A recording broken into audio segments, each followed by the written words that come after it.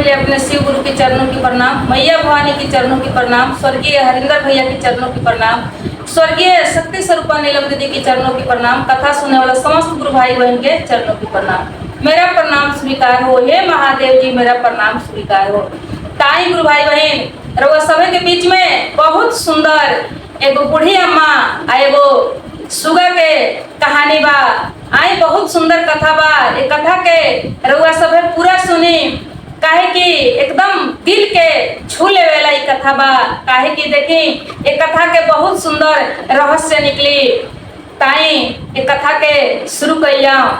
देखे एगो गांव में एगो बुढ़िया माई रहली।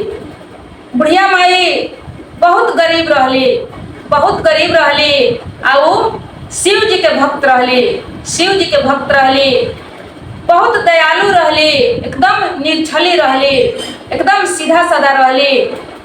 अब देखें बुढ़िया माई शिव जी के भक्ति करस, गरीबी में अपन दिन बितावस, कौनो उनका भगवान से शिकायत ना रहे, बड़ा खुशी पूर्वक अपन गरीबी में जीवन बितावत रहली। अब एक दिन के बात हो कि उनका आंगन में ऊपर से आकाश से एगो बहुत सुंदर घायल सुगा आके गिर गई। सुगा आके जब गिर गई तो बुढ़िया माई गईली और उस सुगा के अपना हाथ में उठौली। अपना हाथ में जब उठौली तो सुगा एकदम पूरा तरह से घायल रहले, पैर उनकर टूटल रहे, जगह जगह पर उनका घाव चोट लागल रहे। बुढ़िया माई देख के बड़ा दुखित भइली। सुगा के उठा के और उनका पैर में पट्टी बांध देली। पट्टी बांध के उनका के पानी पियोली। पानी पिया के वैद्य के घर गईली। वैद्य के घर से जाके थोड़ा सा जड़ी बूटी ले अली। जड़ी बूटी के पीस के बुढ़िया माई उनका के लेप लगावे लगली, उनका टूटल पर घाव पर हर जगह पर। अब बुढ़िया माई उस सुगा के बहुत सेवा करे लगली। प्रतिदिन वो सुगा के सेवा करे लगली, उनकर देख रेख करे लगली। बड़ा अच्छा से उनका के खियावो पियावो, मलहम पट्टी करो, दवाई करो, सब कुछ अपना बेटा के जैसन बुढ़िया माई उस सुगा के सेवा करे लगली। और उस सेवा के दम पर सुगा धीरे धीरे धीरे धीरे ठीक होके लगले। जब धीरे धीरे ठीक होके लगले तो उस सुगा भी बुढ़िया माई के आगे पीछे कैले रहस, अपना बेटा के जैसन, अपना संतान के जैसन। बुढ़िया माई के एकदम लागे कि संतान हो, बेटा हो। तेह तरह की बुढ़िया माई वो सुगा से आओ बुढ़िया माई के लगन हो गई। वो लोग के नजदीकी बढ़ गई इतना कि एगो बेटा के जैसन वो लोग के माया प्रेम बढ़ गई। अब ऐसा ही देखी एगो बहिना धीरे धीरे समय बीतत रहे। सुगा धीरे धीरे दिन पर दिन ठीक भई जास। अब वो चले लगले। चलते चलते कुछ दिन के बाद अब वो उड़े लगले। काहे कि सुगा के जात पंछी हो, पंछी उड़े वाला चीज हो। अब वो धीरे धीरे उड़े लगले। अब उड़ते उड़ते देखिए गुरु बहिना एक दिन के बात हो कि सुगा जब पूरा ठीक हो गए, पूरा तरह से उड़े लगले, तो एक दिन वो उड़ गए। वो बुढ़िया माई के सांप छोड़ के सुगा उड़ गए। सुगा जब उड़ गए तो बुढ़िया माई सब तरफ घूम घूम के सुगा के खोजली, देखली, सुगा कहीं ना भेटैले। सुगा जब कहीं ना भेटैले तो बुढ़िया माई बड़ा दुखित भइली, निराश भइली। कहली कि ठीक ये वही तरह हो गई कि जब एगो बेटा के पोस के पाल के और जब पखेरु बना दिएला, बड़ बना दिएला, तब बेटा अपना माई बाप के छोड़ के उड़ जाला। अपना माई बाप के यानी कि छोड़ देवेला, भुला जाला। ठीक वही तरह सुगा जब सुगा के जरूरी रहो तो हमरा साथ में रहो। सुगा के सेवा कैनी, सुगा के ठीक कैनी। सुगा पखेरु भइल तो सुगा भी हमारे साथ छोड़ के चल गई। लेकिन बुढ़िया माई बेटा खानी उनका के पल्ले रहली। बुढ़िया माई बहुत दुखित, बहुत निराश रहली उनका खातिर, सुगा खातिर। आंख से आंसू गिरावस, बहुत दुखित रहस। अब देखिए गुरु बहिना एक दिन के बात हो कि वह सुगा जब 5-10 दिन बीतल तो वह सुगा फिर एक बार अइले। उनका आंगन में एगो अनार के दाना गिरा दिले। उनका आंगन में एगो जब अनार के दाना गिरा दिले, बुढ़िया माई देखो तारी बहुत खुशी भइली, बहुत खुश भइली। सुगा के कितनो बोलाओ तारी, चाल कर तारी, पकड़े के चाह तारी, लेकिन सुगा पकड़ात नहीं खन। सुगा एगो अनार के दाना गिरा के फिर से वापस चल गई। अब देखिए एक महीना अपन बेटा अपना बेटा के जब पोखेरू आदमी बना देला तो कुछ बेटा तब माई बाप के देख रेख करेला, कुछ भुला जाला। लेकिन आई देखी ये कथा के माध्यम से सुनी कि उस सुगा के जब बुढ़िया माई देख रेख कैले बड़ी, उनका के सेवा कैले बड़ी, तो उस सुगा वो बुढ़िया माई के सेवा के निक देता रहन आ कि नैखन दे उड़ तो गईले रहले। अब देखी वो अनार के दाना जो रहे, अनार के दाना उनका आंगन में गिरल आ गिरला के बाद बहुत सुंदर अनार के एगो पौधा जामल। अनार के पौधा जामल, बुढ़िया माई देखली, बहुत खुश भइली। वो बुढ़िया माई वो अनार के देख रेख करे लगली, पानी पटावे लगली, उनका के देख रेख करे लगली। धीरे धीरे वो अनार के पौधा जो रहे बढ़ गई, बढ़ के वो बहुत बड़का एगो पौधा बन गई, बहुत बड़का गाछ हो गई। अब वो अनार के गाछ फुलाए लागल, फरे लागल, फुलाए लागल, फरे लागल। कुछ दिन के बाद ओकर फल जो रहे, फल भी पाक गई, तैयार हो गई, बहुत सुंदर अनार के फल भइल। अब बुढ़िया माई सोचली कि अब अनार तैयार हो गई, अनार में से हम एगो तुरंत नहीं।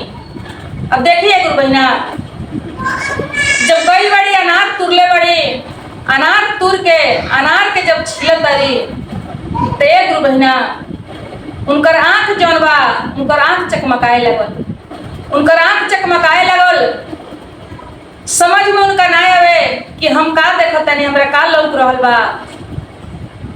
जब देखत तारी तो वो अनार के भीतर अनार के दाना ना, बल्कि वो अनार के भीतर हीरा मोती झलकत रहे।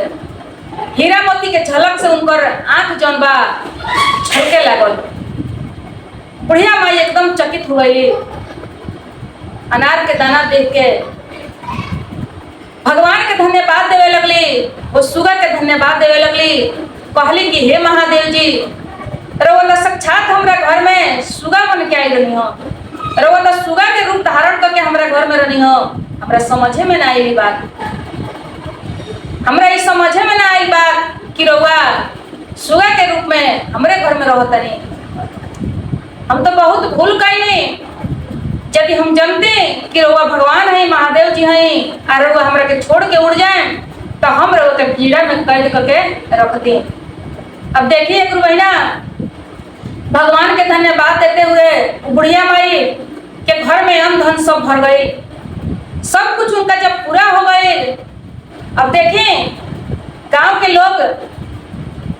लोग सोचे लगल, सिहाए लगल कि बुढ़िया इतना जल्दी क्या धनवान हो गई, ये बुढ़िया तो इतना गरीब रहलक हो, एकरा खाए पर आफत रहलो। लेकिन लोग सोचे समझे, लोग ये बात के उतना मतलब ना रखे। काहे कि वो बुढ़िया के बेटा रहे बाहर, माई के छोड़ दे रहे बेटा।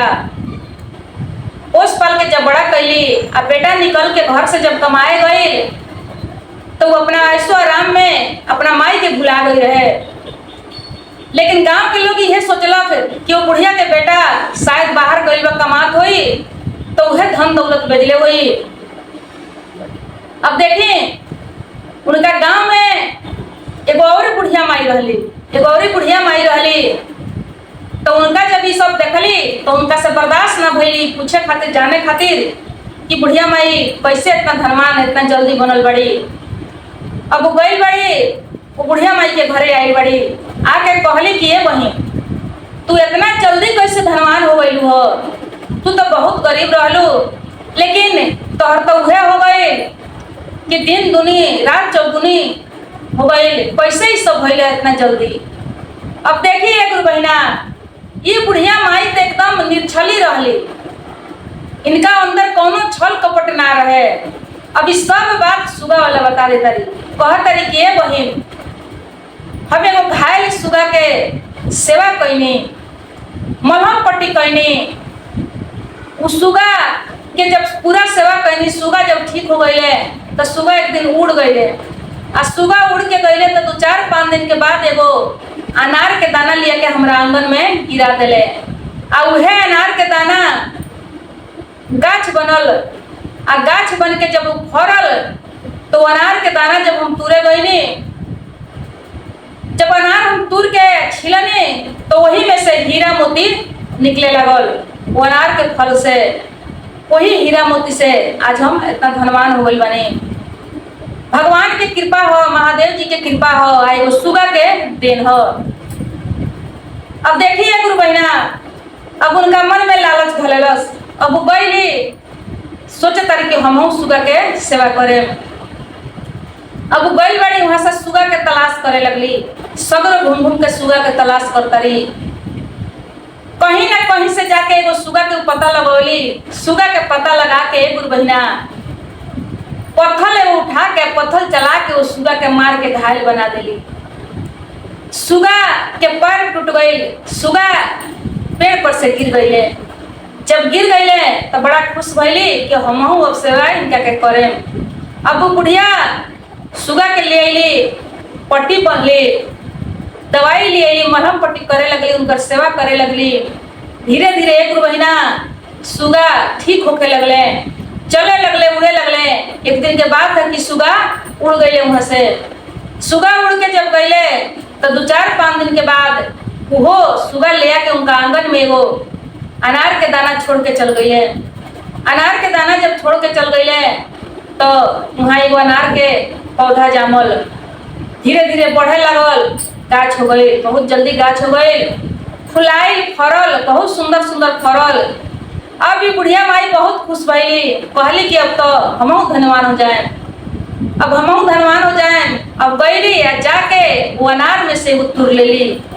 अनार में से जब तुर लेली तो तुर के जब छिले बैठा तारी गुरु बहिना, मन में इंतजार कर रहल बाड़ी, पूरा एकदम मन खुशी से प्रसन्न बा कि अब ये अनार में से हीरा मोती निकली। तब तक देखी जब अनार छिला तारी तो वो अनार में से हाडा, बिरनी, बहुत बहुत जहरालू कीड़ा फतिंगा सब में से निकले लगल। आ सब निकल के इनका ऊपर सारा हाडा बिरनी पड़ गई। अब देखिए गुरु बहिना, अब भागे लगली, भाग के अपन जान बचावे लगली। भागत भागत चल गई उन्हीं के घरे, वो बुढ़िया माई के घरे। और बुढ़िया माई के घरे जाके उनका के बहुत बोले लगली, बहुत कुछ सुनावे लगली। कहतरी कि देखो तू बहुत गलत आदमी बाड़ू, तू बहुत छलिया बाड़ू, तू हमरा के गलत उपाय बता देलू। आज देखो हमर कौन दशा भइल बा, कौन दुर्गति भइल बा। अब बुढ़िया माई चिहा गईली, कहतरी कि तू का कहतरू, तोहरा का भइल बा, तू काहे ऐसे हमरा के कहतरू। कहली कि देखो तू अनार वाला जौन उपाय, सुगा वाला जौन उपाय बतौलू धनवान बने के, उ सब तू हमरा से गलत बतौलू। तू कोनो दूसरे तरीका से धनवान बनल बाड़ू, हमरा के तू दूसर तरीका बता देलू। कहली कि हम तो एकदम हमरा साथे जौन बीतल बा, जौन घटना हमरा संगे घटा रहे, एकदम हम सही बतौले बनी, हम गलत काहे बताए। हम वही विधि से वो सुगा के चलते हम धनवान बनल बनी, हम एकदम सही तरह के बतौले बनी। तो कहतरी कि तो हमरा साथे काहे ऐसा भइल हो। कहली कि भइल का हो, पहले बताई का भइल बा। कहली कि देखो देखो तू जौन उपाय बतैलू धनवान बने के, उहे काम जाके हमहू कैनी। हमहू एगो सुगा के एगो सेवा कैनी, मलहम पट्टी कैनी, दवा इलाज कैनी। सुगा उड़ के गईले, एगो दाना लिया के अनार के छोड़ गईले। वो अनार के गाछ जब भइल तो जब हम अनार के गाछ में से अनार तुरे गईनी हो, अनार तुर के जब छिले बैठनी हो तो वही अनार में से हाडा बिरनी निकल के, बहुत बहुत जहरीला कीड़ा फतिंगा निकल के। आ देखो भाई हमर कौन दशा कइले बा, कहीं कहीं काट लेले बा। यदि हम भागल ना रहती तो आज हमरा के उ सब मुआ दी। तो ये हमरा साथे काहे ऐसे भइल हो। अभी कहतरी कि हमरा पता का कि काहे ऐसे भइल हो, हम का जानी। हमरा साथे तो ऐसा भइल रहे। आ हम अनार के जब छील के आ देखनी तो हीरा मोती निकलल। अब अब तोहरा साथे काहे ऐसे भइल हो हमरा का मालूम। कह तरी कि ना तू हमरा के गलत उपाय बतौले बाड़ू, कह तरी कि एकदम हम सच बतौले बानी। अभी कहली कि अच्छा ये बताओ कि तोहरा घायल सुगा कहाँ मिल गई। हमरा तो आंगना में अचानक आके गिर गई रहे, लेकिन तोहरा घायल सुगा कहाँ मिल गई। कहली कि देखो हमरा घायल सुगा मिलल ना, हम गईनी आ जाके एगो सुगा एगो गाछ पर बैठो रहे, ओकरा के एगो पत्थर चला के मार के घायल बना देनी। आ मार के घायल जब बनौनी तब ओकरा के उठा के लिया के हम मलहम पट्टी कईनी, सेवा कईनी।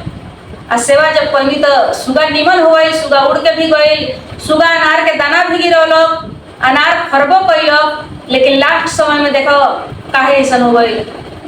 एक गुरु बहिना कह तरी बुढ़िया माई कि बताओ तू नीमन सुगा के मार के धन के लालच खातिर तू सुगा के मार के पत्थर से घायल बनौलू, मार के घायल बना के तब तू सेवा करे गईलू। तो ई बताओ तू पाप कइले बाड़ू कि तू धर्म कइले बाड़ू। धर्म करे से पहले तो तू पाप कइले बाड़ू, तो सुगा के मार के। तोहरा मन में कैसन विचार बा कि तू धन के लालच के चलते तू सुगा के मारे गईलू। हम तो सुगा के नाम मरले रहनी, आदा हम अपना मन में सोचले रहनी कि सुगा के हम सेवा करें तो ये सुगा हमरा के हीरा मोती से अपन कीमत चुकाई, हमरा के इतना भारी धनवान बनाई। ये तो हम मन में ना सोचले रहनी। हम तो निस्वार्थ जब सुगा के देखनी कि सुगा घायल पड़ल बा तो सुगा के हमार फर्ज रहे सेवा करे के, वो सुगा के हम सेवा कईनी। लेकिन तो तू तो धन के लालच खातिर सुगा के सेवा कइलू, लेकिन वो अपना से घायल बना के तू हमार नकल कइलू। तो देखो जब केहू के नकल केहू करी तो शकल तो बिगड़बे करी। कहली गुरु बहिना कि जब केहू के नकल केहू करी तो शकल तो बिगड़बे करी। नकल कइलू, नकल क के आ तू सुगा के मार के घायल बना के आ तब तो ओकर सेवा कइलू। ओकर आशीर्वाद ओकर दुआ कहाँ से फरी। आशीर्वाद ओकरे मिलेला, दुआ ओकरे फरेला जेकरा के जे दुखिया बा ओकरा के दिल से सेवा कइल गई, दया कइल गई ओकरा ऊपर, ओकर आशीर्वाद मिलेला। ना तो पहले केहू के मार के मुआ दी आ बाद में ओकरा के जाके पानी पियावे लगी तो कहाँ से ओकर दया मिली, ओकर आशीर्वाद मिली। देखें नकल केहू के कइल जाला, देखा देखी केहू के कइल जाला, लेकिन सही तरीका से करे के चाही, सही उपयोग करे के चाही। केहू के नकल करे खातिर गलत प्रयोग करके यदि ओकर नकल कइल जाता तो वो नकल से शकल बिगड़ जाइए गुरु बहिना। काहे कि देखा देखी कुछ कई कोनो गलत काम ना हो, देखा देखी ही तो कुछ कइल जाला, कुछ सीखल जाला, एक दूसरे के देख के कुछ कइल जाला, कुछ सीखल जाला। लेकिन सही ढंग से सही उपयोग करके सही तरीका से ई ना जे कुछ पावे खातिर केहू के जाके जान मार दी, केहू के कुछ चोरा ली, केहू के कुछ बिगाड़ दी, केहू के गोड़ तुर दी, केहू के हाथ तुर दी। वैसे ना कुछ हो सकता। केहू के भी नकल करे के बा, केहू के देखा देखी कुछ काम करे के बा तो भाव अपना अंदर उठे के चाहिए। जब वो भाव अपना से फील हुई, अपना से भाव प्रकट हुई तब जाके वो काम सही हुई। जब अपना अंदर से भाव ना आई आ केवल देखा देखी करे खातिर कुछ करे पर तैयार आदमी हो जाई, कुछ करे पर उतारू हो जाई तो उससे कुछ ना हुई। वो भाव के हलवा आदमी कौन कैसे कइले बा, सबसे पहले ओकरा के सीखी, ओकर सही बात समझी कि कैसे वो काम के वो कइले बा। वो भाव के वो अनुभव के अपना अंदर ले आई, वो फील के प्रकट करी, वो भाव के प्रकट करी। टाइम लग जाए तो का हो, अच्छा से सीखी, अच्छा से ओकरा के प्रयोग करी। 16 आना ना होई, 12 आना जरूर होई, 8 आना जरूर होई, लेकिन जौन कुछ भी होके 4 आना काहे ना होके लेकिन सफल होई, कुछ नुकसान ना होई, कुछ बिगड़ी ना। यदि केहू के देखा देखी कुछ करे के बा तब, केहू के नकल करे के बा तब, एक दूसरे के नकल करके, एक दूसरे के देखा देखी करके बहुत लोग कुछ करेला, सीखेला, केहू के देखिए के कुछ सीखल जाला, लेकिन सीखे खातिर, कुछ करे खातिर सही तरीका से, सही विचार से, सही मन से, सच्चा दिल से प्रयोग करें। सच्चा दिल से जब प्रयोग करें तो 4 आना 8 आना जरूर फायदा होबे करी, जरूर कुछ लाभ होबे करी। तो चली यह रहल आज के कथा। तो देखी जेकर दिल दयावान होई उहे धनवान होई, जेकर दिल दयावान होई उहे धनवान होई। हर हर महादेव, हर हर महादेव।